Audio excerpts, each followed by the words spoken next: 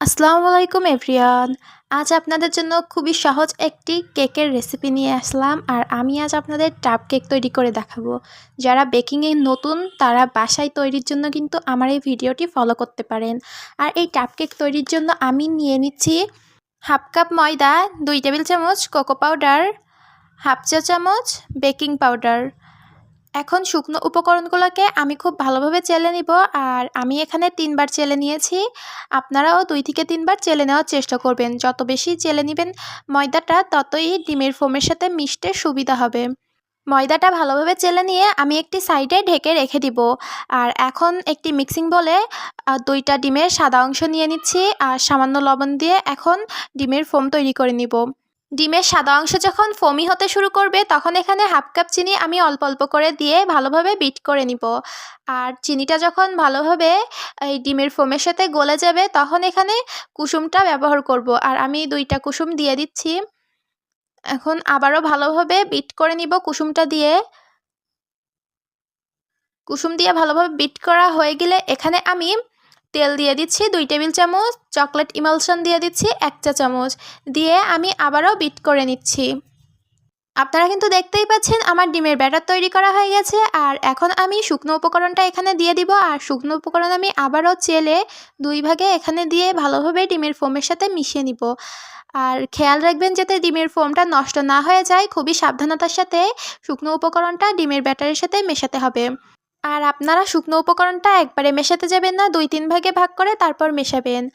আমি আজ চকলেট টাপ কেক তৈরি করব হাফ লিটারের 2টা, যার জন্য আমি 1 পাউন্ডের বেস তৈরি করে নিয়েছি। আর এখন আমি 2টা মোল্ডে ভাগ করে দিব। আমার কাছে 2টা মোল্ড ছিল না, যার জন্য আমি একটা মগে বেকিং পেপার দিয়ে তেল ব্রাশ করে তাই দিয়ে দিচ্ছি। এখন চুলায় আমি মিডিয়াম থেকে লো হিটে 25 মিনিট কেকটা বেক করে নিব। আমি যে পাত্রে কেকটা বেক করেছি সে পাত্রেই ঠান্ডা করে নিয়েছি। আর কেকের উপরটা যাতে ভিজা ভিজা না হয় তাই আমি টিস্যু পেপার দিয়ে ঢেকে রেখেছিলাম। এখন আমি কেকটা মোল্ড আউট করে দেখাচ্ছি। আপনারা কেকটা ঠান্ডা হওয়ার পরই মোল্ড আউট করার চেষ্টা করবেন। দেখতেই পাচ্ছেন আমার কেকটা কত স্পঞ্জি হয়েছে আর কত সফট হয়েছে। আর আপনারা যদি আমার এই রেসিপিটা ফলো করেন ইনশাল্লাহ আমার মতোই আপনাদের কেকটাও এরকম স্পঞ্জি হবে আর সফট হবে। আপনারা কিন্তু ভিডিও স্ক্রিন থেকে বুঝতেই পারছেন আমার কেকটা কত সফট হয়েছে। আমি 2টা কেক কেটে এক সাইডে রেখে দিব।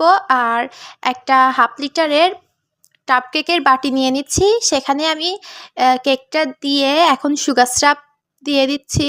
আর সুগার সিরাপটা আমি আগে থেকেই তৈরি করে রেখেছিলাম। আর এখন আমি আগে থেকে তৈরি করে রাখা ক্রিমটা দিয়ে দিব। আর আমি বলে দিচ্ছি এটা আমি বাসার জন্য তৈরি করছি, যার জন্য ক্রিম আর গানাশটা আমি একটু অল্প ব্যবহার করব।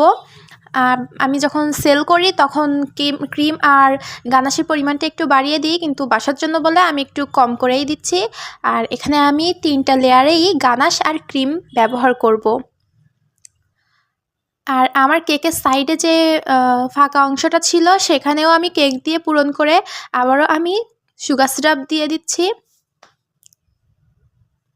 আর সুগার সিরাপ ভালোভাবে দিয়ে আবার আমি কেকের উপরে ক্রিম দিয়ে নিচ্ছি। চকলেট ক্রিমটা আমি তৈরি করেছি। আর এই চকলেট ক্রিমের ভিডিওটা আমি নেক্সট টাইম দিব। এখন আমি কেকের শেষের লেয়ারটা দিয়ে দিচ্ছি। আর শেষের লেয়ারে কিন্তু ক্রিমের পরিমাণটা একটু কম ব্যবহার করা হয়, এজন্য আমি অল্প পরিমাণে ক্রিম দিয়ে একটা প্লেট নাইফের সাহায্যে চারিদিকে এভাবে করে দিয়ে দিচ্ছি। আর শেষের লেয়ারে আমি গানাশের পরিমাণটা একটু বেশি দিব।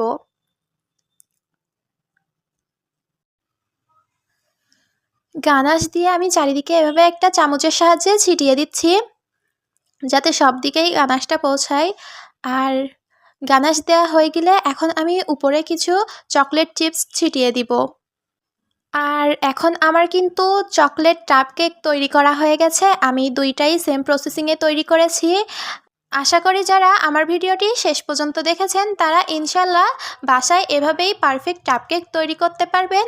আর ভিডিওটি যদি আপনাদের ভালো লাগে তাহলে অবশ্যই আমার ভিডিওটিতে একটা লাইক দিয়ে চ্যানেলটি সাবস্ক্রাইব করে আমার পাশেই থাকবেন আরও নতুন নতুন ভিডিও পাওয়ার জন্য। আল্লাহ হাফেজ।